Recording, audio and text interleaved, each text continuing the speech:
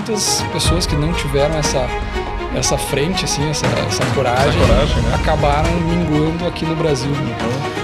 Ou tomaram essa decisão meio atrasada, depois chegaram lá e tiveram uma dificuldade. É com muita alegria que hoje a gente recebe o Rodrigo Cray, empresário, gestor do Hub 5796, uma vasta bagagem aí, conhece o mundo inteiro, tem muito a agregar e hoje a gente está lançando o primeiro episódio do Digital Cyclecast. Eu e o Mário vamos estar aqui recebendo ele hoje. Bem-vindo, Rodrigo. Bem-vindo, Rodrigo. Muito obrigado. Um prazer estar aqui com vocês. Uma alegria poder estar gravando o primeiro episódio com alguém tão especial. O Rodrigo, quando a gente começou a Digital Cycle, o primeiro endereço físico e fiscal, depois de sair do home office, foi no Hub 5796. A gente tem uma história muito bacana com o Hub 5796. E hoje a gente está aqui para compartilhar não só a história do Hub, mas também a história do Rodrigo, que é uma história muito bacana. Falar um pouquinho de negócio, falar um pouquinho dos novos projetos e contar um pouco da história do Rodrigo, que é uma história sensacional. Rodrigo, começa contando para nós como que começou o teu envolvimento no mundo do empreendedorismo. Do empreendedorismo? Bom, acho que na época do ensino médio já comecei a ter um pouco de ideia.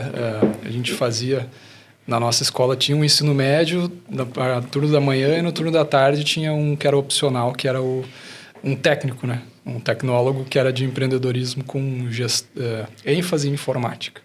Bacana. Na época era importante. Na época... E daí eu comecei a ter um pouquinho de noção, claro que era tudo muito introdutório, né? Aquele negócio de adolescente, gurizada, tá se preparando para sair, né? Eram os últimos 3 anos, então primeiro, segundo, terceiro ano, tu tinha que fazer o ensino médio junto o técnico, né? Quando tu optava, tinha que ir até o final.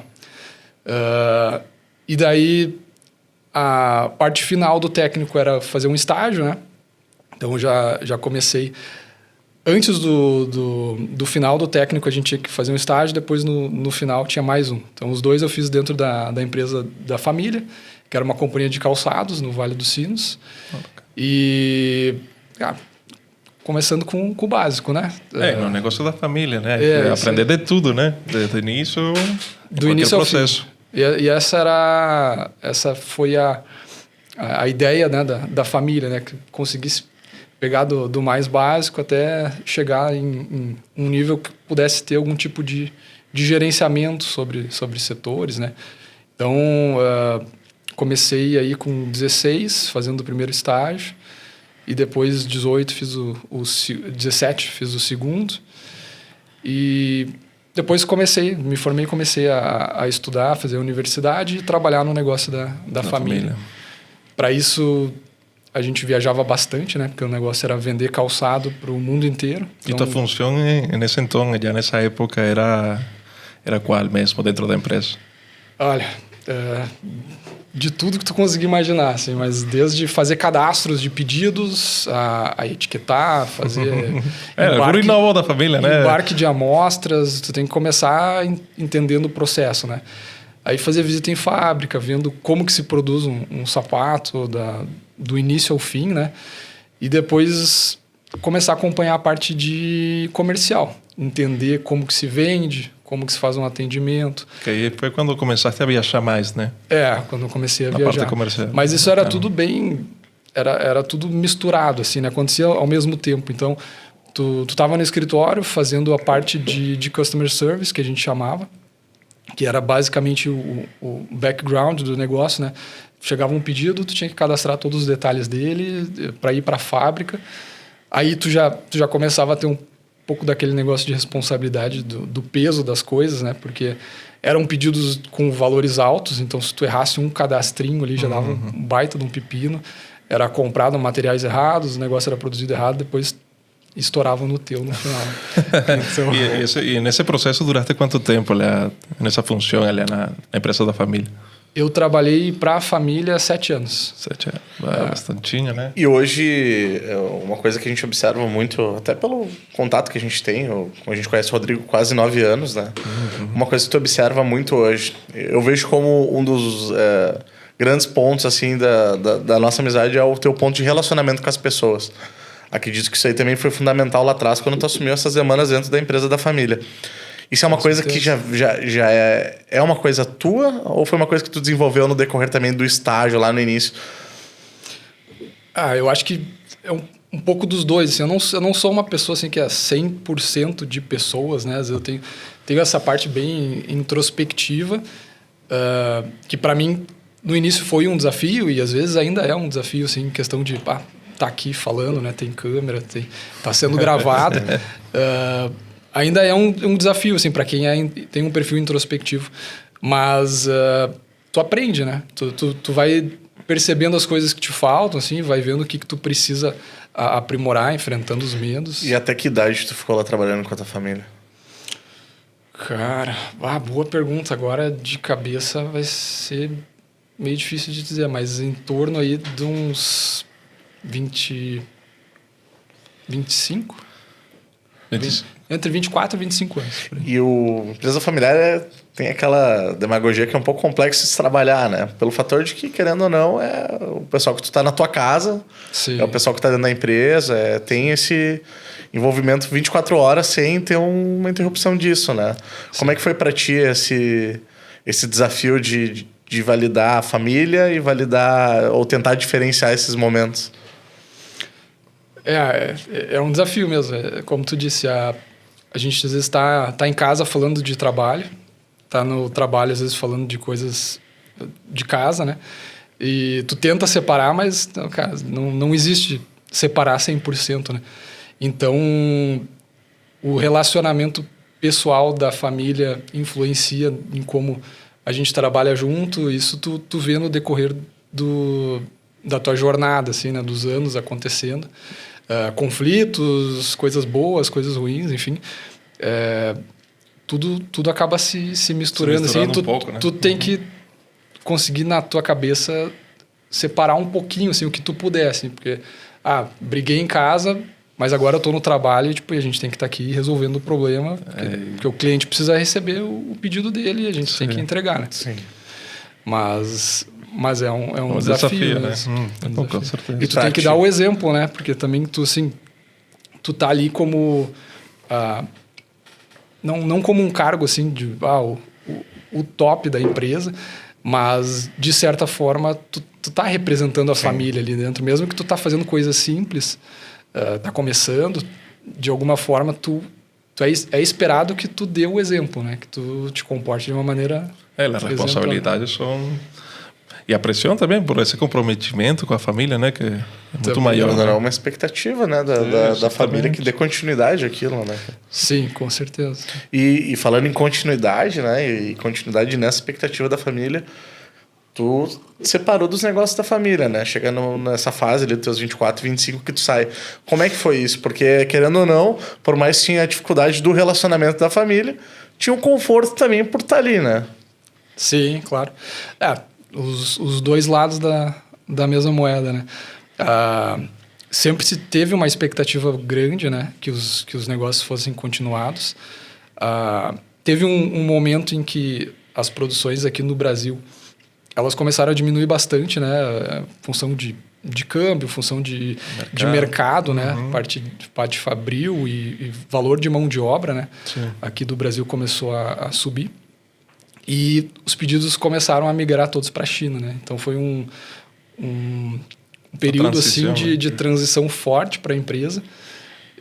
E eu aprendi muito assim com os meus pais da maneira como eles deram peitaços assim, né? De decidir ir lá e fazer. E a gente vê assim que muitas pessoas que não tiveram essa frente, assim, essa coragem né? acabaram minguando aqui no Brasil. Ou tomaram essa decisão meio atrasada e depois chegaram lá e tiveram dificuldade. Cara, eu acho sensacional a história que tu tem com o teu pai quando ele dá o peitaço. Se tu pudesse compartilhar essa história, eu acho... Pra mim é uma história que eu guardo e às vezes quando tem um momento oportuno eu compartilho ela e lembro de ti sempre, né? Sim. Quando o teu pai chegar na China, né? Essa história pra mim é muito bacana. Se quiser compartilhar também...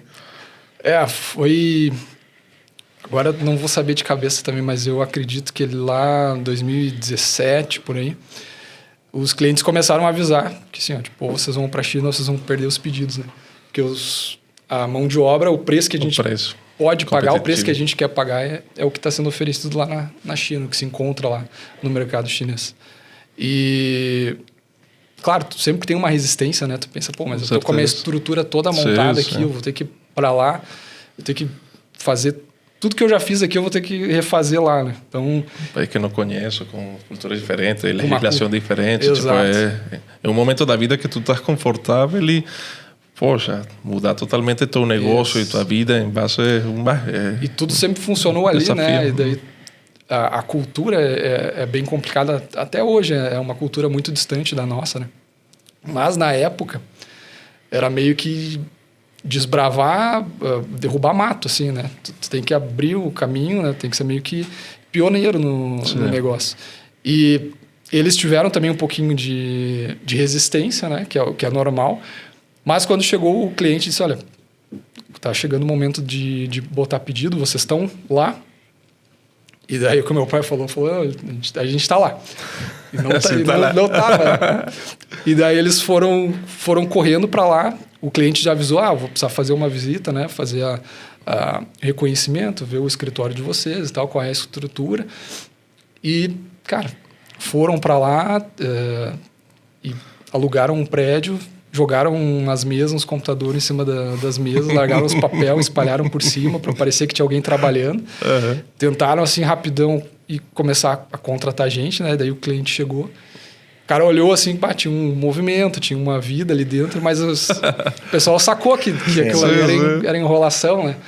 E daí eu lembro que meu pai me contou isso, ele disse, no final o cliente disse, eu sei que vocês acabaram de chegar aqui, que vocês não têm estrutura, mas pelo menos vocês estão aqui.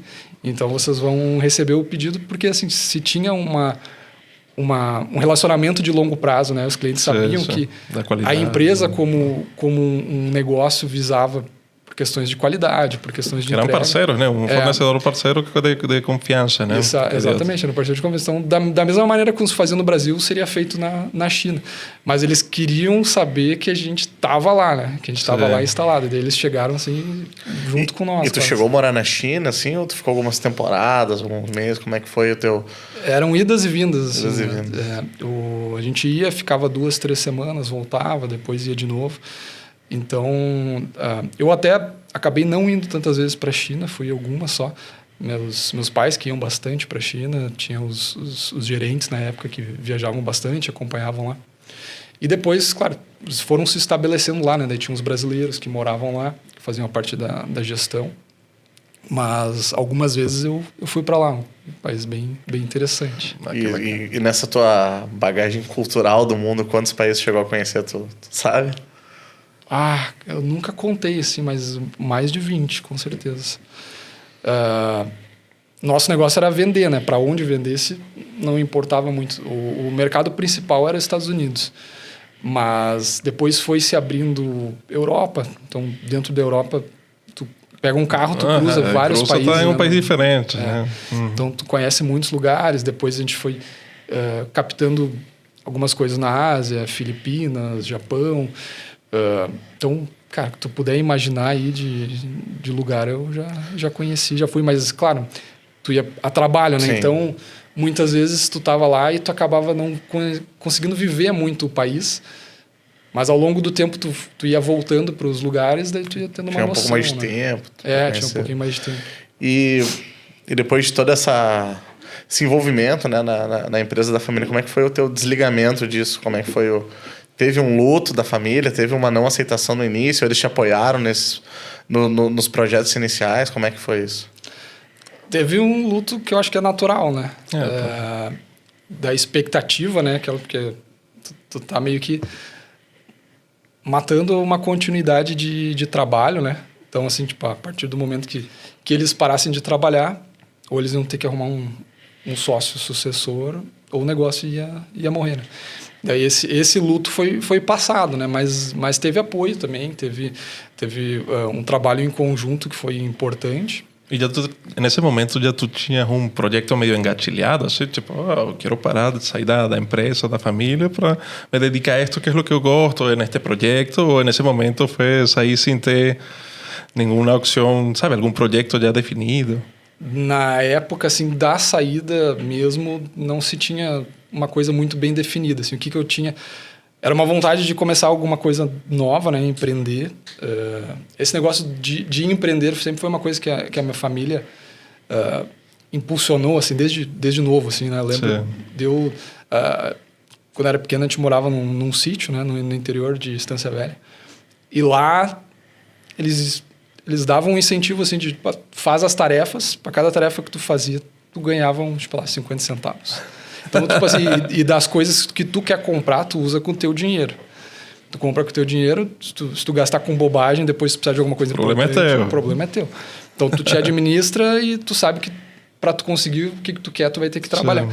Então, de limpar a piscina, a levar terra para qualquer lugar. Trabalho não faltava em um sítio aí, trabalho também pra caralho. Não faltava. E eu, cara, pra mim aquilo lá era excelente, né? Porque eu pensava assim, tipo, se eu quero ganhar mais, eu só preciso trabalhar mais. Se quero um PlayStation, preciso cortar todo esse mato que está ali. Exato. Era só questão de combinar o preço das tarefas. Quanto me pesa? É engraçado. Mas é muito legal essa inculcar a teus filhos nesse sentido, né? A dar valor pro dinheiro e para saber que é uma educação financeira também. Com certeza, com certeza. Que hoje em dia é uma fraqueza que tem hoje em dia muito a população, né? A parte financeira, né? E no empreendedorismo, né? Que você tem pouco conhecimento, mas... Depois disso, naquela época ali, né? A gente estava decidindo sair do negócio da empresa. Eu estava com um projeto com uns amigos em São Paulo, que era o 3334, que era também ligado com calçado de alguma forma, né? Um casal de amigos lá, que são padrinhos de casamento hoje. A gente se conheceu por coisas da vida e eles precisavam de alguém que tivesse ligação com o mercado calçadista aqui no Sul, né? E a gente lançou daí esse projeto que vendia sapatos femininos só tamanhos pequenos para as mulheres que têm pé pequeno e têm dificuldade de encontrar, né, esse tipo de produto. Que bem do nome, né? 34. E, cara, na época foi um projeto bem legal, fez um sucesso bem bacana. A gente saiu na Exame, saiu em revista, saiu no site, uma mídia legal, porque era uma coisa diferente, né? E eles também lá em São Paulo eram muito bem conectados. O Thiago tinha bastante conexões dentro da parte de tecnologia, de e-commerce, plataformas de pagamento. E a Tânia, ela tinha também bastante contato com a parte de investidores. A gente conseguiu fazer o projeto através de investimento anjo na época. Bacana. Então, foi também, para mim, um processo de aprendizado bem importante. E aí, nesse momento, a função dentro do projeto era mais que todo esse fornecimento aqui na região sul, com a área calçadista, não? Convencer muitas vezes os produtores a entregar pedidos pequenos. Entendi. Que eles não queriam produzir, só 2 numerações, né? E às vezes a 33 era uma numeração que eles nem carregavam, nem faziam. Era uma dificuldade, imagina. Então, tu tem que dizer, olha, tem um público interessante que tu consiga estar ali, né? O teu público vai ver que tu te importa com essas mulheres que têm pé pequeno, porque na época a minha sócia lá, a Tânia, ela calçava 33 e ela falava que às vezes ela tinha que ir na loja infantil para encontrar sapato que tinha a numeração dela. A maioria dos negócios vem de uma problemática que sim, o mesmo dono sente, né? Vive, e né? busca uma solução, né? Engraçado, né? Então, o meu papel na época era um pouco disso, assim, ajudar na parte das compras, fazer abertura de fábricas novas, marcas novas, né? E acompanhar esse processo até o produto chegar lá e começar a vender. Que massa, que massa. Mas, então, eu estava nesse projeto começando, e daí a gente lá em São Paulo teve que se instalar num lugar para começar a startup, né? Que era um negócio que estava partindo de investimento anjo. E é meio tudo reduzido, né, em relação aos custos, né? Tudo reduzido. Todo enxuto para... e também enxuto em termos de trabalho, assim, né, de envolvimento, né? Porque tu tá começando um negócio, tu tem muita coisa para fazer para desenvolver, né? E aí foi que eles me chamaram para conhecer um coworking lá em São Paulo, que ficava no Brooklyn Paulista. E daí que eu conheci o negócio dos coworkings, né? Dos espaços compartilhados. Eles me chamaram, vem conhecer, a gente quer se instalar aqui. E eu achei muito legal a questão... proposta, né? A proposta, exatamente. A cultura, o jeito como as empresas estavam conectadas dentro do espaço e nessa época já tinha um coworking aqui no Vale dos Sinos? Aqui no Vale dos Sinos eu não conhecia nenhum, mas depois eu fui descobrir que tinha a Blend, né? A Blend, né? Que é uma casa, era tocada por um rapaz aí, o Guto, acho que se eu não me engano. Depois ele vendeu o negócio e foi viajar pelo mundo com a família. E acabou aí passando para segunda, para terceiro dono. Mas era uma casinha ainda é uma casinha bem pequena, ela ainda está no mesmo lugar, né? Mas eu não conhecia, assim, para ser sincero, eu não conhecia nada assim dessa cultura de coworking até estar lá em São Paulo e ver a nossa instalação lá dentro, né? E ver o ecossistema todo, né? Da empresa, compartilhamento, espaço. E até o teu próprio negócio hoje, coworking também, acredito que hoje a estrutura de coworking ela é mais limitada. Os offices mais que tomam conta, né, hoje. Sim, os offices tomam mais conta. Daí, isso é uma coisa que tu aprende no decorrer no andar da carruagem, né? No decorrer de como o teu negócio vai indo. A gente tenta se planejar, mirar num norte, mas tu tem que ser flexível, né? E daí tu começa a descobrir, não, que onde a gente está, no interior, né? A gente tem uma cultura diferente, as empresas procuram coisas diferentes. E também tem a questão do local onde é o espaço especificamente, né? A gente, ali no Hub, hoje, a gente está afastado do centro da cidade. Então, para muitas empresas, isso é uma característica muito boa, porque tu foge da muvuca do centro, né? Sim. E para outras acaba podendo ser um problema, porque é difícil de chegar de bike, tu tem que estar com um carro lá, o transporte público é ruim. Mas recapitulando assim um pouquinho, dessa de tua ida a São Paulo e no projeto da 3334, aí tu volta e decide empreender com o teu negócio, o Hub, né? Sim, e daí... Fala um pouquinho, fala um pouco do início. Aí... A gente estava justamente nessa fase de eu pensar em já me desligar da empresa. A gente sentou para conversar e começou a levantar algumas oportunidades, assim, né? Que vai se fazer, né, com o negócio. E acabou sendo um momento bem oportuno para a empresa também, da família, porque como a estrutura migrou para a China, isso já tinha passado alguns anos, né? A estrutura já estava bem formulada na China, os pedidos mais importantes eram sempre para lá, tudo estava andando. E, obviamente, o que significou isso foi que a estrutura do Brasil foi diminuindo, né? Entendi. Sim, foi ficando a estrutura parada, né? Foi reduzindo. Foi reduzindo, Então, assim, de um prédio grande na época que tinha, sei lá, quase 200 funcionários. Na época que eu propus o modelo de negócio do Hub, devia de ter umas 30 pessoas dentro do prédio. Uns 30, 35. E mais trabalho de escritório mesmo. Trabalho de escritório, Então, já se ocupava pouco do prédio em si, né? E, querendo ou não, os custos de estrutura acabam ficando, eram gigantes. Né?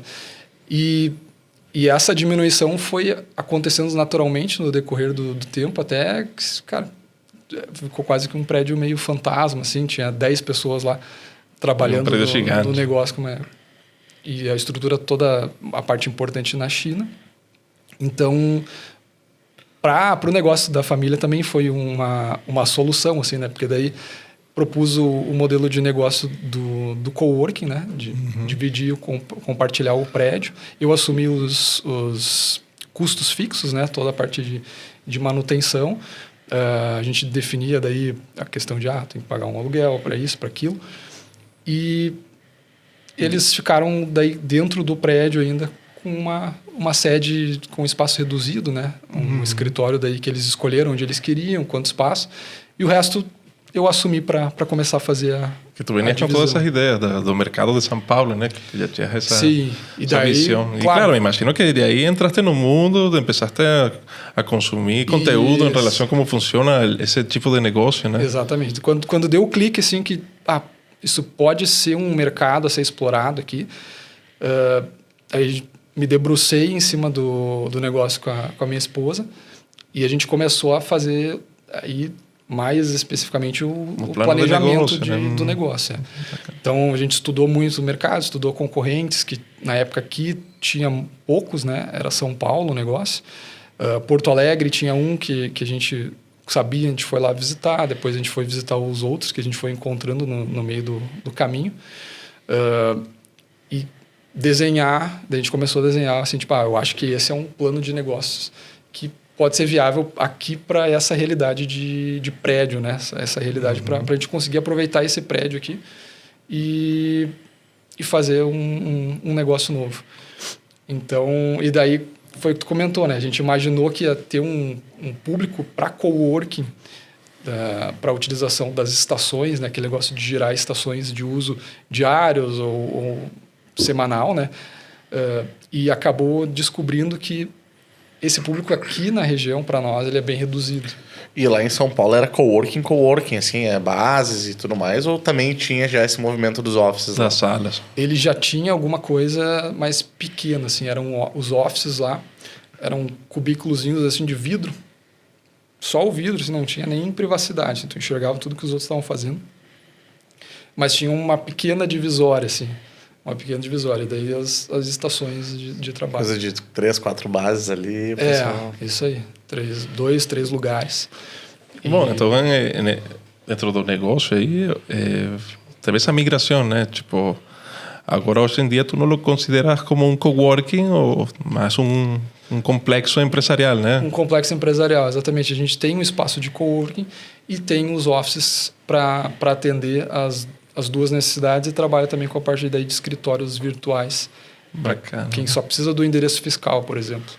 Então tem esses 13. Para nós é interessante porque daí a gente pega do cara que é profissional autônomo, que trabalha sozinho, não tem estrutura, não tem equipe, até a empresa que tem uma baita de uma estrutura, né? E um dos exemplos ali vocês conhecem, que é o pessoal da 3035, né? Sim, nosso parceiro.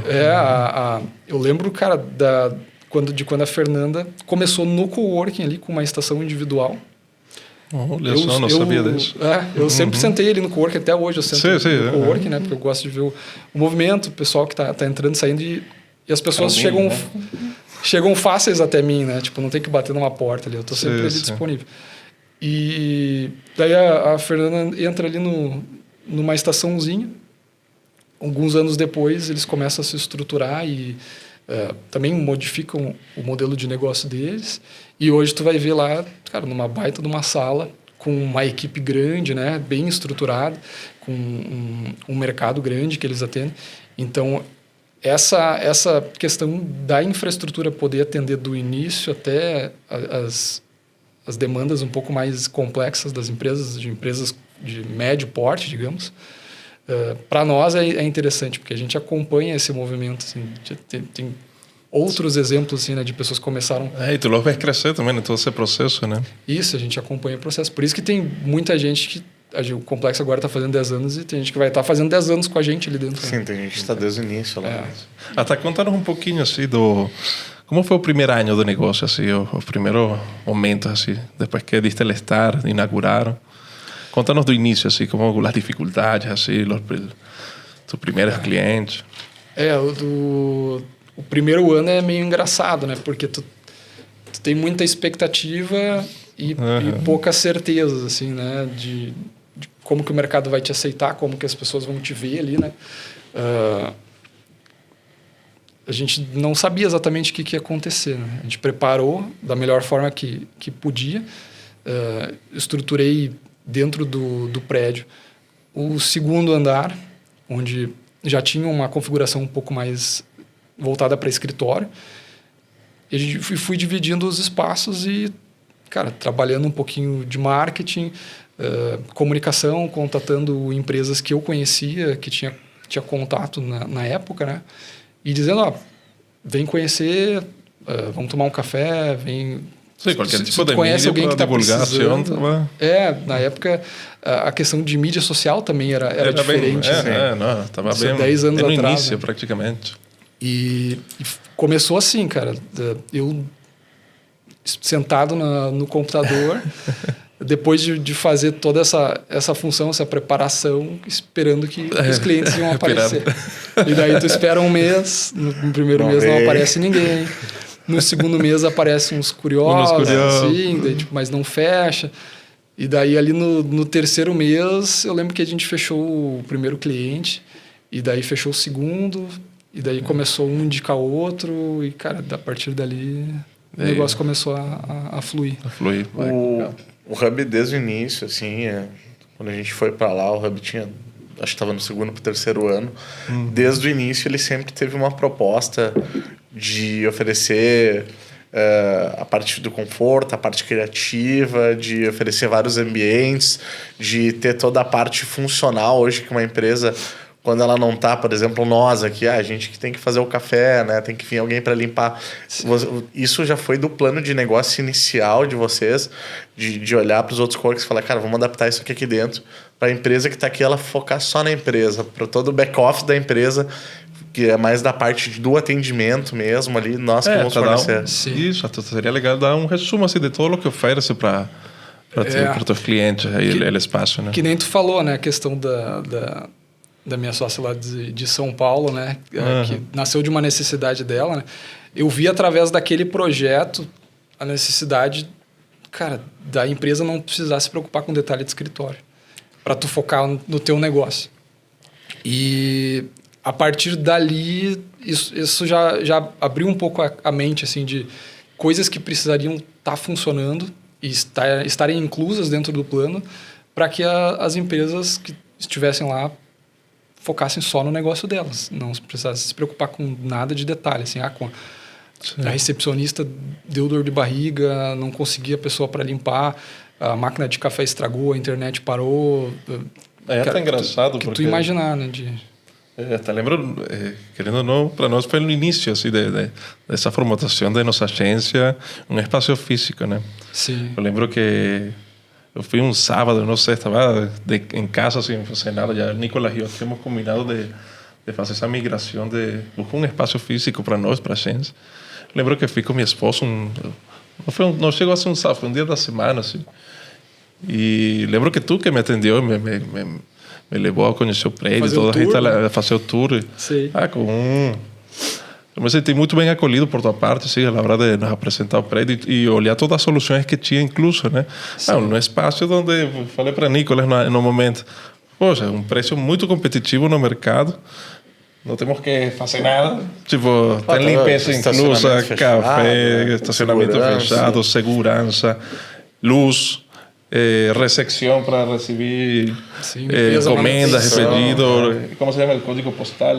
Dá para receber encomendas. Né, tudo. Sim. E, poxa, a um preço super competitivo que, alocando um espaço, uma sala e reformando e toda a função, era um custo gigante que para o pequeno empreendedor no momento é uma loucura, né? Esse capital. Né? E quando tu tá abrindo uma empresa, tu quer ter ali um mínimo conforto. Claro, já pelo menos na nossa época ainda a gente conseguiu um aporte de mesa, cadeira, suporte que se a gente fosse iniciar, a gente não teria condição Rodrigo nos financeira. Nós conseguimos... Não tínhamos nada, nada. Estávamos só no computador aqui no braço e a vontade de trabalhar e fazer dinheiro. Não arrumou até os móveis, né?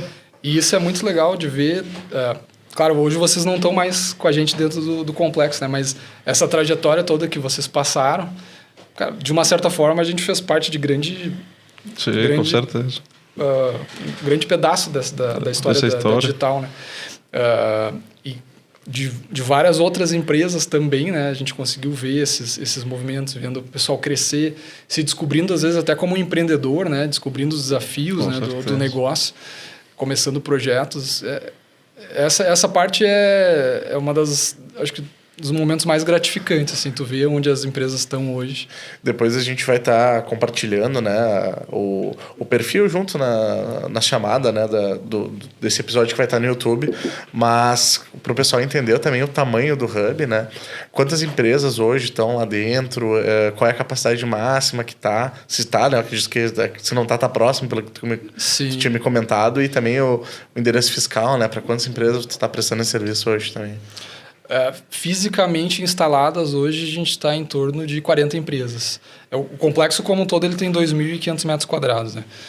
E dividindo em salas, isso, claro, esse número varia um pouco, porque às vezes a sala precisa de um pouco mais de espaço, ou precisa diminuir.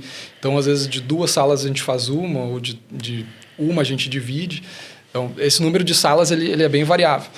Mas hoje a gente está com esse número de em torno de 40 empresas. Tem agora espaço para mais, provavelmente, umas 2, 3. Quase capacidade máxima já. Tá bem próximo. Tá bem próximo. Sempre se mantém, me imagino que... Sim, a gente já teve em vários momentos, assim, com 100%, com lista de espera, mas, claro, é hotel, né? Tu tem aquele... Tem movimento, tem pessoas entrando, tem pessoas saindo. Uhum. Então, hoje a gente está com essa realidade, trabalhando para estar mais próximo de estar completo, né? Sim. Hasta lembro, assim, em nosso caso, assim, foi um lugar maravilhoso, né? Tipo, o espaço é lindo, tudo verde, na pegada americana criativa, né? Lembro quando eu mostrava salas de reunião, tinha estúdio fotográfico, nas salas de reuniões bem caracterizadas. Então, era um espaço que, querendo ou não, nos ajudou muito para vender até o nosso próprio negócio, por a estrutura que oferece. A gente, eu lembro que quando... Levava os clientes, né? Falava, mas isso tudo é de vocês, né?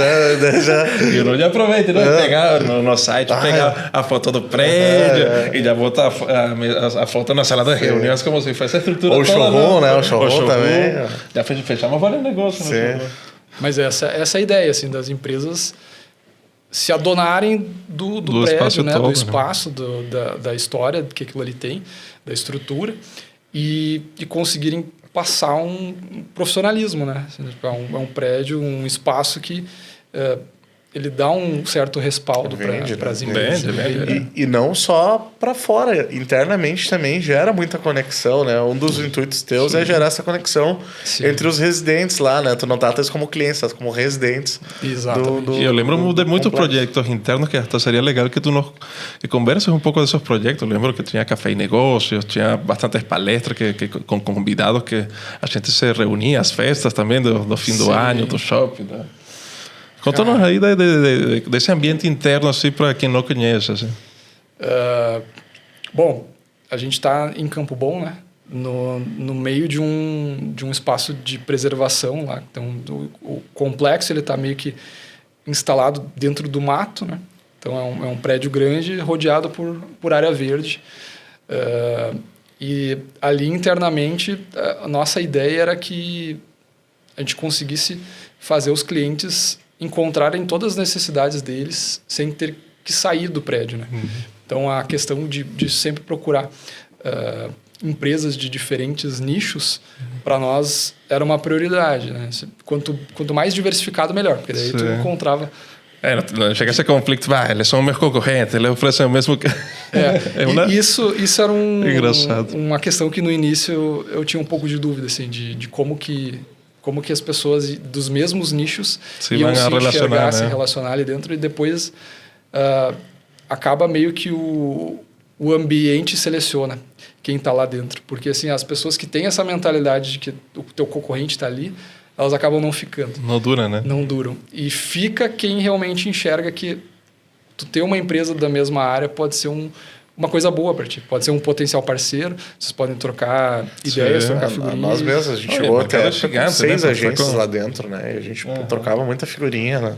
Conversava, trocava ideia de projeto, de equipamento, a produtora também, a Solo, que tá lá ainda, né? Tá lá. A gente trocava muita ideia, então, querendo ou não, a gente não via como um concorrente direto, né? E sim como mais um que está no mercado pleiteando cliente, e o que vocês estão fazendo, e o que está dando certo, o que não dá, e disso a gente conseguia aprimorar, enfim, pensar estratégia e trocar figurinha, né? Exatamente. E a médio e longo prazo, permanece lá quem tem essa mentalidade.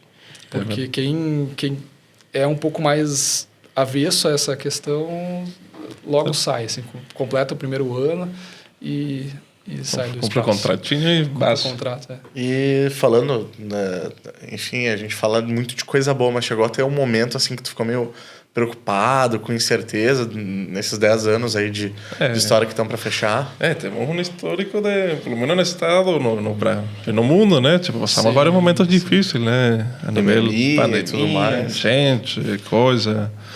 Tu imagina assim, o nosso negócio, ele depende de quão bem vão as empresas que estão lá dentro, né? Então, claro, a gente sempre está torcendo para que os nossos clientes estejam bem e faz de tudo para que eles tenham essa possibilidade de se manter competitivos, né? Então, momentos como foram a pandemia, para nós foi bem complicado, porque, cara, é uma estrutura que acaba querendo ou não, assim, tipo, a empresa precisa estar lá, né? Tu tá pagando uma coisa que tu não utiliza. Utilizando o espaço. A gente passou por um momento em que o negócio teve que estar fechado, né? Não podia abrir. Então foi uma preocupação saber, a gente não sabia quanto tempo que isso ia durar. Não, e Campo Bom fechou, né? Fechou. Sim, teve uma época que eles fecharam até as estradas da cidade, né? Na verdade, lembra que parecíamos que estávamos entrando de Walking Dead, assim, chegar na empresa, pegar algum negócio. As entradas da cidade. Chegamos na avenida dos municípios e pararam a gente numa barreira sanitária e vocês estão indo passear, gurizada. Não, a gente vai pegar os computadores, tem que trabalhar, né? Sim, não vai passar, não. Precisamos, né? Sí. No, me imagino que también hasta después de que liberó un poco las exigencias, né, que existían para poder operar e tu como tinhas que te adaptar rapidamente também isso. Sim. Isso foi um momento em que a gente trabalhou com o pessoal internamente também com uma parceria muito muito boa, assim, de a gente tentar ser flexível o máximo que dava, né, para manter as contas ainda em dia. E entender que tinha algumas empresas que estavam precisando de um fôlego por um mês, por 2 meses. Cara, a gente fazia de tudo para conseguir se adaptar à realidade de cada empresa, assim, e tentar para que elas não fechassem, ou não precisassem sair dali de dentro. Mas, claro, né, como tu não sabe quanto tempo vai durar ou o que vai vir para frente, a incerteza é grande, né? Mas passou, né? A gente acaba ficando mais cascudo com essas dificuldades. Depois veio as enchentes, 2 anos de enchente, né? Que daí a gente viu em cada momento afetando as empresas de uma maneira diferente. Teve gente que foi afetado diretamente, teve outros que foram indireto. Mas o mercado em si foi afetado, né? Si... Tipo, talvez internamente poucas pessoas foram afetadas diretamente, mas o mercado em si, os clientes, o faturamento de cada uma empresa, dos residentes que estão aí, foi bem afetado, né, nesse momento. Isso aí, a gente deu sorte que lá o complexo não sofreu em si com a enchente, né? Mas o mercado como um todo, né? Sentiu isso. E daí tu via assim... Para nós foi um soco forte mesmo nesse momento. Mas... Exato. E isso, cara, não foi muito tempo depois da pandemia, né? Foi um ano, um ano e meio. Sequência. A pandemia termina em 22, mas não é que termina, né? Só é afrouxado, assim, a questão da máscara, das questões, mas querendo ou não, a gente estava em recuperação ainda. Sim, tu tá começando assim, agora eu acho que eu vou conseguir respirar de novo, né? E o complexo sentiu a mudança pós-pandemia, assim, tipo, o mercado todo mudou bastante. Como foi no caso do Ruby? A gente viu uma mudança principalmente de cultura, assim, da maneira como as pessoas se comportavam, se relacionavam, a maneira como a gente, às vezes, tentava fazer algumas ações e já não tinha mais tanto engajamento. Então tu começa a perceber assim, tipo, alguma coisa mudou, né? O que mudou, por que isso aqui não está mais funcionando, o que as pessoas querem agora, que tipo de suporte que elas preferem. Então, a gente se adaptou bastante nesse período. Assim, a primeira coisa que a gente sentiu foi a dificuldade dos momentos que a gente tinha presencial, né? De reunir o pessoal. Sim. Não, e me imagino que o fluxo inteiro assim, de pessoas, né? A gente se adaptou muito forte, ele mudou de trabalho home office, de né? home office, sim. Então, me imagino que muita empresa se enxutou a nível da estrutura e me imagino que, aliás, também o fluxo de pessoas reduziu bastante. Até quando a gente estava lá, tinha uma empresa que chegava a botar 100 funcionários, né, em um dia lá, que era uma empresa de tecnologia, e depois da pandemia isso acabou, né? Não tinha mais esse fluxo interno lá.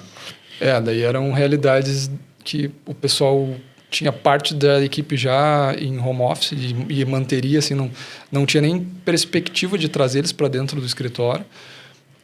Outros começaram a fazer aquele esquema de alguns dias na semana híbrido, tu vem, né? Outros dias tu fica em casa, um híbrido, né? Então, no geral, as empresas enxugaram em tamanho, né, de escritório. Isso a gente também conseguiu se adaptar, né? Assim, conseguir acompanhar esse momento. Mas caída em base a tu faturamento, assim, a nível de espaço, não afetou muito. Tinha o mesmo volume de empresa, o mesmo espaço alocado, só que tinha menos movimento. Não, teve momentos que a gente sentia, assim, né? Às vezes era questão de, sei lá, 2, 3 meses. Quando enxugava, tu sentia até tu conseguir fazer a realocação, né, para outro cliente. Então, mas eram coisas passageiras, assim, momentos que a gente sabia que o cliente em si estava fazendo aquilo ali para se manter saudável, né? Para que o negócio perdurasse. E daí a gente tinha que ir atrás de outros clientes para ocupar aquele espaço. Bacana. Então, assim, no geral, hoje a gente tem muito mais clientes do que a gente tinha na época. Sim. Ocupando espaços menores. Menores. E qual é o perfil de empresa assim, que chega hoje lá dentro do Hub? É um perfil variado ou geralmente são pequenas e médias empresas? Como é que está sendo o perfil do empresário que está chegando lá? Cara, bem variado, bem variado. A gente ainda tem pessoal autônomo que chega, começa no coworking, depois vai crescendo, vai para uma sala. Tem as médio empresas que procuram daí espaços um pouquinho maiores, mas no geral são empresas de serviço aí dentro da área de serviço assim, completamente variados, desde advogado, construtora, designers, pessoal de agência, tecnologia, calçado, cara, que tu conseguir imaginar tem instalado lá dentro. E é bacana, imagino que também para ti é interessante porque querendo ou não, entiendes no dia a dia desse relacionamento com essa diversidade de segmentos de los residentes, terminas te envolvendo um pouco e tendo conhecimento dos negócios deles, né? Sim. Então é uma troca interessante, um pouco ainda expertise. Assim, antes da pandemia a gente tinha um relacionamento assim ainda mais aberto, assim, mais próximo. Mas isso também é um pouco parte do amadurecimento, assim, né? E a gente, claro, nunca forçou nada assim para a empresa, né? Tipo, tu entra lá, tu tem que te abrir, entendeu? Cada empresa tem sua cultura. Tem uns que trabalham de porta aberta, tem outros que trabalham com a porta fechada, tem uns que gostam de participar desses eventos, momentos, tem outros que não. Então, cada empresa tem a sua personalidade. E a percepção inicial de quem chega lá, qual é a estratégia assim, que tu vê de marketing ou qual a estratégia tem de negócio para poder vender o Hub para as pessoas que chegam lá? Não focar tanto no espaço em si, porque apesar do espaço ser interessante, né, ser um espaço legal, espaço por espaço tem vários lugares, né? Então, focar mais nos serviços que a gente presta e o porquê que os serviços que a gente presta, eles são diferentes, ou eles têm algum nível maior de atenção aqui e ali, alguma coisa mais detalhada, e por que isso vai fazer diferença para a tua empresa, né? Do que isso vai refletir.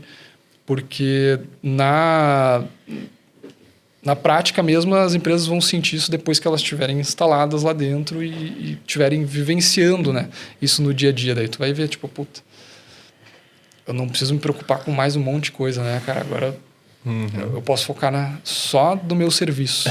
Tipo, é engraçado isso. Agora eu tenho uma pessoa aqui que está sobrando, sabe? Que ela cuidava de tudo isso. Agora ela pode fazer outras coisas. Né? Sim. Ela pode se dedicar a outros negócios. De repente eu nem preciso mais dela. Posso cortar um custo. Sim. Mas a gente tenta focar um pouco nessa questão de por que aquilo ali faz a diferença para o teu negócio, né? Os nossos serviços se encaixam no teu negócio. Nisso, sem dúvida, a oferta, a solução que oferece é maravilhosa. é maravilhoso e mais ainda para a pessoa que está nesse processo inicial, né, de negócio, começando, realmente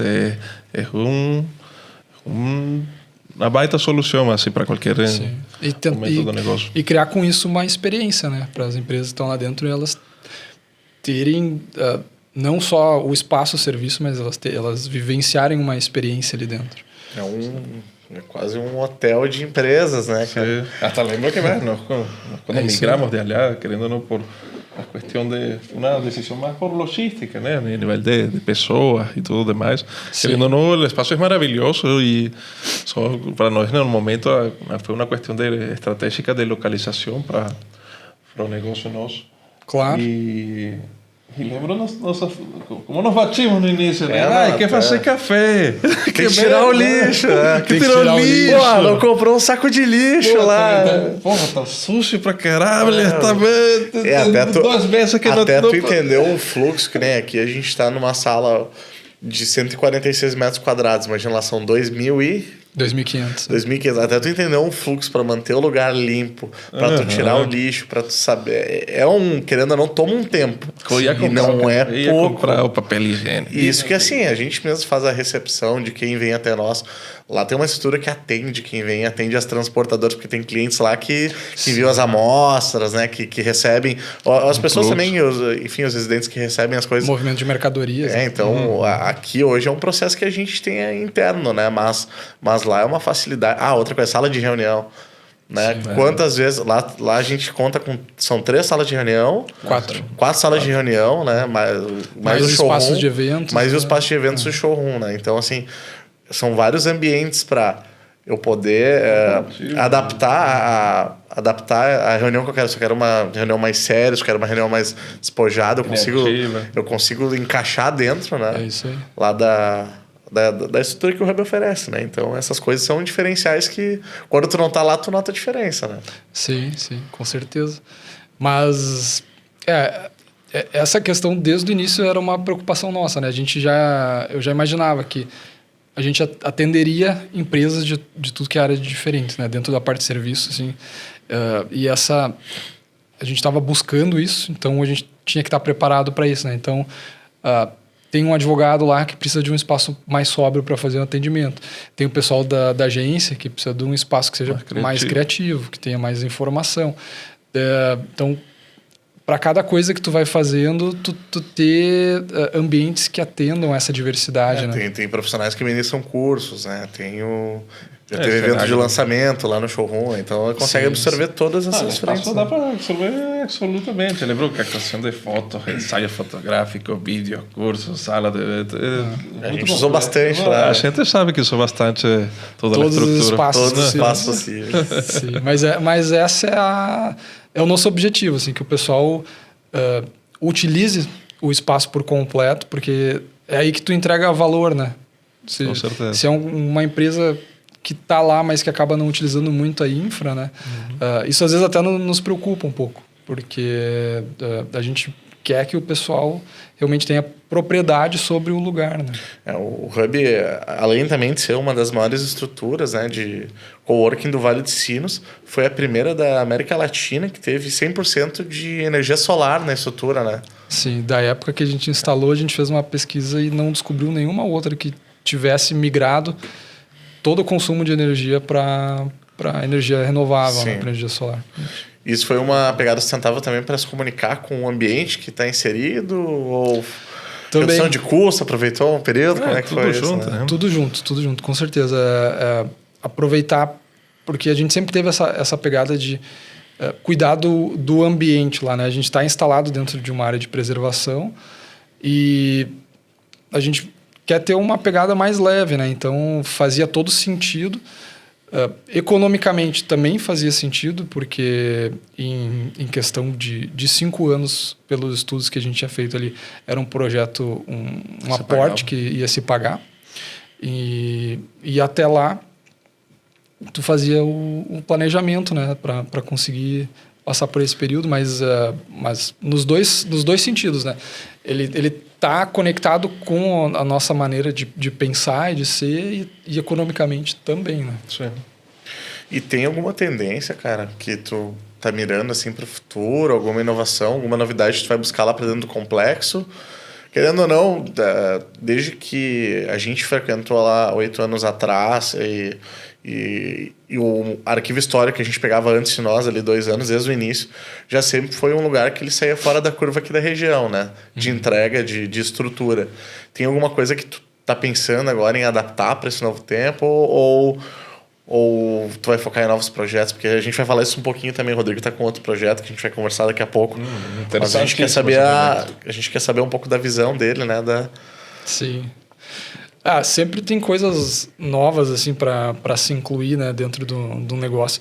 A gente procura escutar a necessidade dos clientes e ver quais são os caminhos, né, que a gente acha que pode ser mais assertivo. Mas, no geral, focar para melhorar a experiência, o nosso atendimento, o contato com os clientes. Quanto mais a gente conhecer os clientes ali internamente, melhor, né? Isso é uma coisa que também dentro da minha cabeça tive que passar por uma reestruturação, porque antes, vindo do mercado que eu vim, a gente tinha um contato muito afastado do cliente, né? Era um contato que se fazia por e-mail, às vezes por telefone, e uma vez por ano, 2 vezes por ano, tu ia até o cliente para visitar ele, 1 ou 2 vezes por ano ele vinha até ti para ver a produção acontecendo, né? Mas, no geral, tu te mantinha numa distância confortável, né?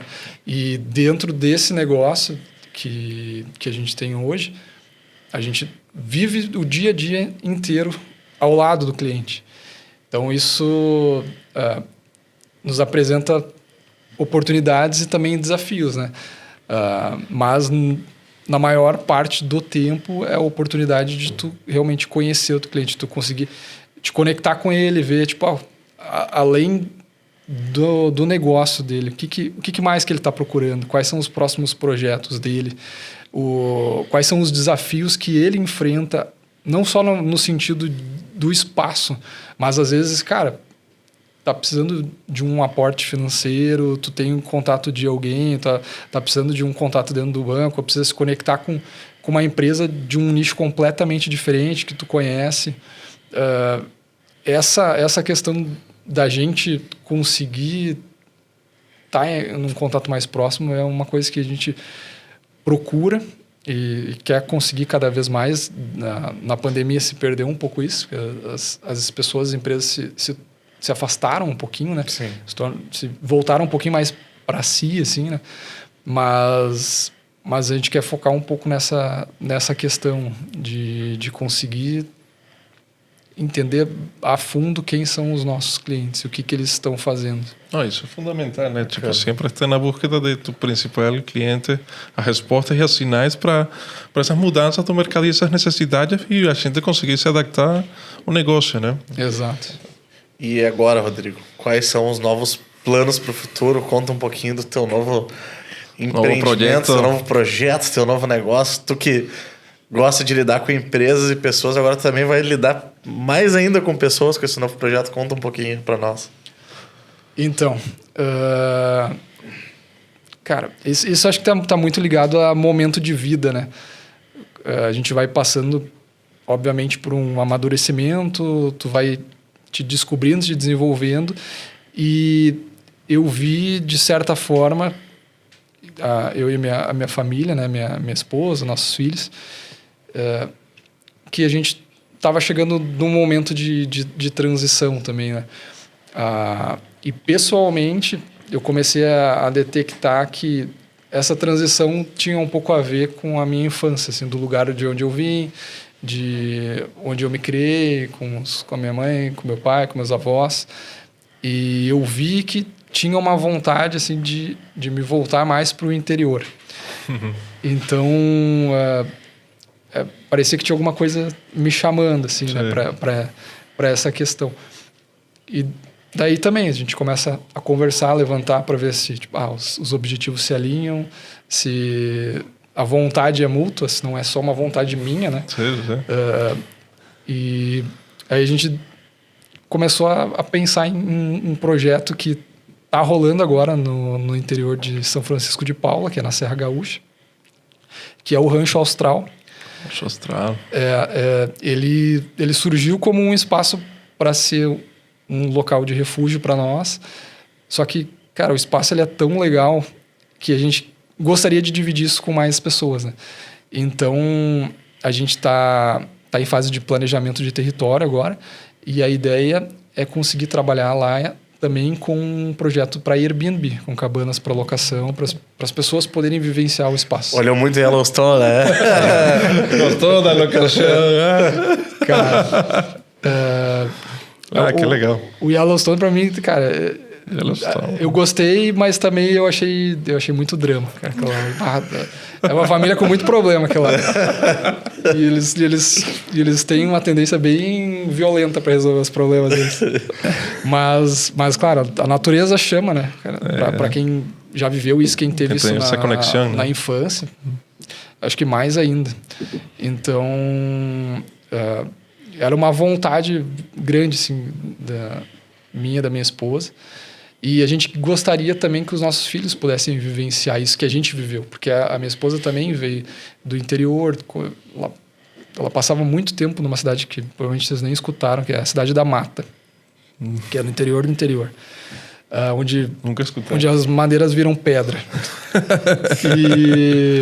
e passava verões assim, com a família, assim, em uma estrutura bem humilde, assim, mas, cara, aquela estrutura que te fazia tu te conectar com o espaço, né, com a natureza. E, cara, por sorte do destino, tipo, essa minha vontade também era a vontade dela e a gente conseguiu que legal. se alinhar. Então, a gente está agora fazendo planejamento do território, que é uma área considerável complexo, lá para nós, né? A gente contratou uma empresa para nos ajudar, que é a Leiva. Eles fazem um planejamento bem completo, assim, de tudo que tem à disposição no terreno. Consideram de onde vem o vento, o que tem de proteção natural, como é que é o percurso do sol, geografia, planejamento altimétrico. A gente fez daí separado para que eles pudessem utilizar.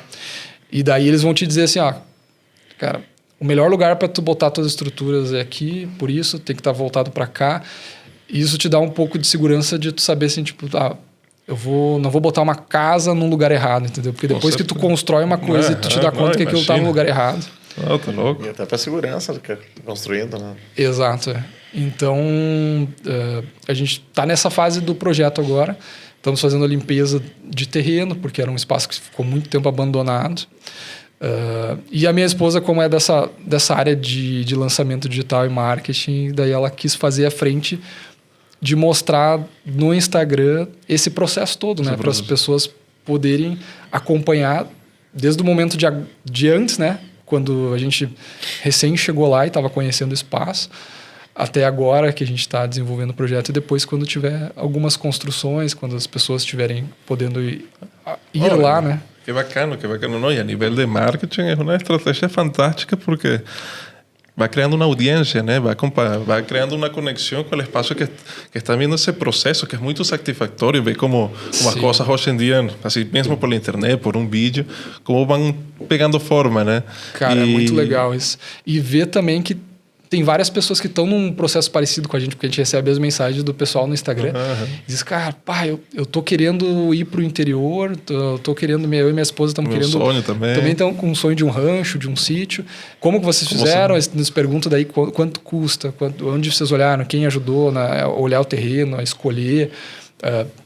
O pessoal também...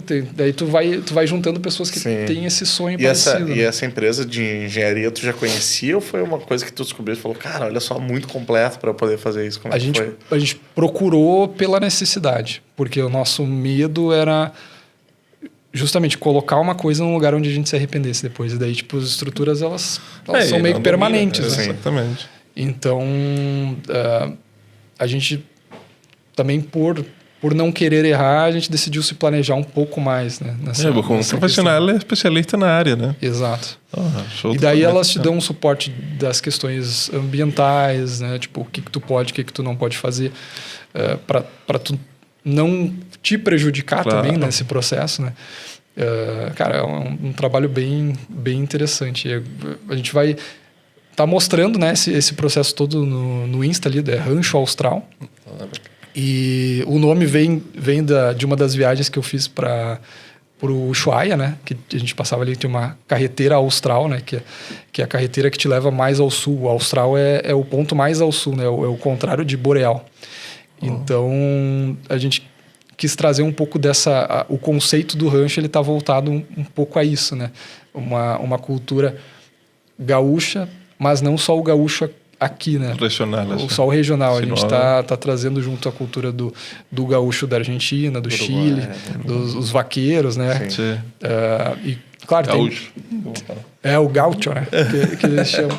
E eu vi bastante isso dentro dessa viagem que eu fiz pro Ushuaia. Cara, e é uma cultura que, de várias formas, ela é muito parecida com a nossa, muito similar. Sim, tu começa a ver as questões, né? De como a gente troca culturalmente, né? E o rancho bate, então, a essência dessa pegada do sul, né? Dessa pegada do sul. Que legal. Poxa, fico muito ansioso para o projeto ir pegando forma e... Para comer um churrasco lá, né? E, bom, conta-nos um pouquinho. Nesse projeto, a ideia é... Me falaste que o projeto também é, além de ser um centro assim, para a família, para trazer essa conexão, assim... também pensado para locação de cabanas no Airbnb, né? Locação de cabanas, Locação exatamente. de cabanas, isso. A gente quer conseguir juntar a questão da experiência natural lá, de tu estar num ambiente integrado à natureza e também aproveitar as questões assim, da micro-região, né? De o que a cidade tem a oferecer de melhor, da localização ali do rancho, da gente tá próximo de uma barragem, que também é um ponto turístico, a gente ter acesso a cascatas e águas, a gente poder fazer algumas coisas de turismo de aventura, que chama, né? Que é do cara, de repente, poder fazer um rapel, poder fazer um cachoeirismo, né? Um canyonismo. Canyonismo não, porque não tem estrutura de canyon, né? Mas um cachoeirismo dá para fazer. Então, a gente também está se estruturando para isso. Eu estou fazendo... Já fiz uma parte de um curso para poder... Acho que eu vi no Instagram aí. Já fez rapel, já tá... Fez NR lá para estar trevando, né? Na cachoeira lá. Mais o Rodrigo vai ter que instalar um ar aqui no prédio. Aqui, mais um pouco eu vou poder instalar ar-condicionado aqui para vocês. Rapel. E é barato, né, cara? Cara, mas é isso. Mas é que isso também... Ele tá conectado com a minha essência, assim, né? Tipo, eu sempre gostei muito de esporte. E tu chega lá, tu olha aquela natureza que nem, tipo, a gente chegou sem conhecer todo o potencial que a área tinha, né? O corretor nos mostrou, tipo, tem uma queda d'água ali, olha que legal, né? Tipo, daí a gente foi lá, conheceu. Tipo, uma quedinha pequenininha, assim, né? E a gente já ficou assim, tipo, puta, cara, que massa isso aqui. Que lugar com riqueza natural, né? E depois que a gente fechou, já estava com espaço lá, a gente começou a caminhar e explorar lá e descobrindo o lugar. A gente viu assim, tipo, cara, a gente descobriu dentro da nossa área lá uma queda d'água que porque, assim, é 3 vezes maior do que a gente tinha visto, que o corretor conhecia, né, para nos mostrar, porque era uma área grande. E daí tu chega lá... E daí a gente se olhou assim, tipo, tá, e aí, como é que a gente chega lá embaixo, né? Como é que a gente vai Qual é o caminho para explorar isso? Daí eu disse, vou ter que agora arrumar a técnica para conseguir descer e depois para levar pessoas até lá embaixo para viver isso, né? Uma estrutura. Então daí tu começa a ir atrás de formação, né? Daí tem formação de guia de aventura, de cachoeirismo, de canyonismo, cara, daí tu vai... A evolução também que está nesse estudo também. Também, sim, porque se tu quer oferecer isso para as pessoas, tu tem que estar preparado, né? Sim, claro. Senão é melhor tu nem oferecer, se tu não vai... Não, fazer com responsabilidade. Tem que fazer com responsabilidade. E a tua ideia é se envolver bastante lá também agora. Cara, a ideia é porque a médio e longo prazo a gente quer estar morando lá. Sim. Então é o ambiente em que a gente gostaria de estar a mais médio e longo prazo. E tem uma previsão assim da inauguração do Rancho Austral? Claro, é complicado, né? Um projeto muito grande que envolve muitas frentes, mas por lo menos aquele desejo, sabe? A expectativa de talvez de aqui a tanto tempo. Cara, eu diria que eu gostaria início do ano que vem. Opa, bem rápido, início né? do ano que vem poder estar, de repente, recebendo as primeiras pessoas lá. Mas tem muita coisa para fazer. Então, assim, o cara tem que saber também administrar as expectativas, né? Para tu não dar um passo maior que a perna. Com certeza. E, claro, tudo requer investimento, planejamento e vendo como as coisas vão acontecendo no decorrer do período, né? Mas para nós está sendo muito, muito gratificante, né? Porque o ambiente para nós é o que a gente procurava, então é prazeroso, né? Sim. E vocês chegaram nesse movimento de procura, assim, olhar outros ou o cara bateu lá e falou, é isso aqui, como é que foi esse... Não, a gente... como é que foi esse match, assim, com... A gente olhou vários, né? A primeira é aquela básica, né? Da pesquisa na internet, tu vê cada espaço está sendo anunciado por uma pessoa diferente, né? Um corretor diferente. E a gente começou a selecionar primeiro para entender o que a gente queria. Tipo, a gente quer um espaço que não esteja tão longe do centro da cidade, que esteja, de certa forma, acessível, que seja um espaço alto, que não tenha problema com inundação, que não pode chover o que chover, que se estourar uma barragem ali em cima, o espaço não vai ser afetado diretamente, né, por inundação. E daí nisso tu começa a filtrar e dos vários itens da lista tu já tira a maioria dos lugares, né? E daí dos que sobra a gente começou a visitar. A gente passou... Cara, eu vou dizer que particularmente eu achei até que foi um processo rápido, porque deu em torno de 2 meses, eu acho que assim, desde o início que a gente começou a pesquisa. Então a gente tirou vários dias para ir lá, corretores diferentes, olhava, e daí num dia às vezes a gente conseguia olhar 2 áreas, porque é muita caminhada, muito grande. Tu tem que conhecer os lugares são grandes, os acessos são difíceis às vezes, então é uma coisa que demora um pouco mais de tempo. Mas a gente olhou várias frentes lá de terrenos, de espaços, e acabou escolhendo uma, né? Estava por 2 no final e essa acabou nos ganhando pelo aspecto assim, de tudo que contempla ali o espaço. Então, o processo de procura foi mais ou menos isso. E aí a gente acabou encontrando pessoas muito boas que nos ajudaram nesse processo lá, né? Lá em São Francisco, né? O pessoal da corretora Chimarrãozinho, o pessoal da corretora Tendência. Um abraço, corretora Chimarrãozinho. Um abraço. Cara, e a galera lá, o pessoal de lá, uma cidade mais de interior, uma cidade pequena, é muito legal tu ver a maneira como elas se interessam pelo que tu tá vivendo ali naquele momento, né? Pelo que tu tá buscando. E nos 2 lugares, tanto na Chimarrãozinho como na Tendência ali, a gente foi muito bem recebido e eles entenderam exatamente o que a gente estava procurando, assim. E compraram a ideia, assim, tipo, eu vou ir atrás, eu vou encontrar. E foi um negócio entre as duas que... No final, foi entre as duas. Para te ver, assim, como a questão do que a gente estava comentando do Hub antes, né? De tu ver uma pessoa que é da tua área, não como um concorrente. Ali, eles conseguiram se enxergar como pessoas que se completavam, né? Porque a gente chegou através do Fúvio, da Chimarrãozinho, e ele nos mostrou o terreno a primeira vez. E daí, na segunda vez, a gente queria voltar para lá para explorar mais e ele não podia. Ele foi pela... E daí ele disse, cara, eu não vou te trancar, eu vou te indicar um amigo meu que trabalha ali na Tendência, que a gente se conhece e tal, e ele vai te levar. Tenho certeza que ele vai te atender bem. E daí a gente conseguiu, dentro do nosso tempo, né? Porque também corrido do dia a dia, filho pequeno. Ele poderia muito bem ter dito, cara, não posso, não dá.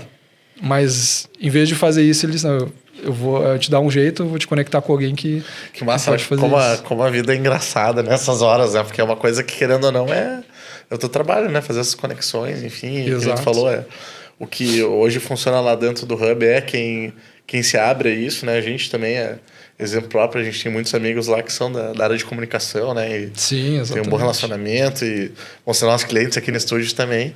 E, cara, e aí pra ti agora, por esse novo empreendimento, acontece isso, né? Como a vida é engraçada. E tu vê que isso que ele fez também significa, ele tem repercussão na maneira como o negócio é fechado, né? Porque dentro da parte dos corretores, isso significa que eles vão ter que dividir a comissão. Exato. Sim. Mas a visão dele foi, eu prefiro que tu seja atendido no tempo que tu precisa, mesmo que isso signifique eu dividir minha comissão, mas não botar percalços, né? Conseguir... Esse tipo de pessoa que, como qualquer negócio, né? Que dá prioridade para os clientes, tem uma boa experiência, tem um bom resultado com esse foco, né? Exatamente. Massa. Cara, Mas... eu acho que é isso aí, né? Eu acho que é isso aí. Pô, baita bate-papo aí com o Rodrigo. A gente agradece o Rodrigo, a visita dele. Rodrigo, para finalizar, então, tem alguma mensagem que tu quer deixar pra galera? Tem alguma mensagem que tu quer deixar para quem tá empreendendo, quem quer começar a empreender? Alguém que vai nos acompanhar aqui? Uma mensagem. Agora vem o momento coach, né? Sim. Mas eu acho que empreenda, só isso, né? Não tentar sair um pouco daquela zona de medo, não ver os erros, né, e as falhas como uma coisa essencialmente negativa, né, mas como uma oportunidade de aprendizado, para se melhorar e entender que a vida vai mudando, né? Isso é uma coisa que eu aprendi conforme eu ia crescendo e vou crescendo, vou me desenvolvendo, as prioridades também vão evoluindo, a gente vai se entendendo de uma maneira um pouco melhor, né? Mais pessoal, exatamente. E começa a lidar com os problemas de uma forma também diferente, mais tranquila. E eu acho que uma das coisas que eu vejo é que, independente do que acontece, não tem nada mais difícil da gente conquistar do que a nossa mente. Tipo, é aqui dentro que está o nosso maior desafio. Então, tipo, qualquer coisa que possa acontecer externa, cara, a mosca que está no cocô do cavalo do bandido. Internamente, são as piores batalhas, né, que a gente tem que conquistar. E quando a gente se dá conta disso e começa a se conhecer melhor, assim, tipo, tu conhece os teus demônios, tu sabe quando eles estão falando contigo e quando tu não pode escutar. Acho que essa é o principal caminho de evolução, assim, pessoal, e tu vê como isso também na parte profissional vai te melhorando, assim, tu trabalhar de uma maneira mais tranquila e sabendo o que é importante. Que massa. Então, cara, a gente agradece muito. Né? Te agradece muito. Quero convidar a galera a seguir o nosso canal, deixar o like, e a gente vai deixar os arrobas também pro pessoal seguir no Instagram. É o @hub5796, né? Isso aí. E qual é o arroba do rancho, pro pessoal já ir seguindo? Rancho Austral. Beleza, a nossa edição vai botar os arroba bonitinho embaixo, vai estar na descrição do vídeo também. Então tá, galera, a gente agradece o Rodrigo. Eu agradeço pelo convite de vocês, cara. Valeu. Muito bom estar aqui. Passando um frio aqui. Passando um friozinho nesse estúdio. Vocês não sentem frio, né, cara? Mas eu sinto frio. Mas tem muitas pessoas que passaram ali pelo Hub e que a gente não sente falta. Mas tem muitas que a gente sente falta. Vocês são uma delas.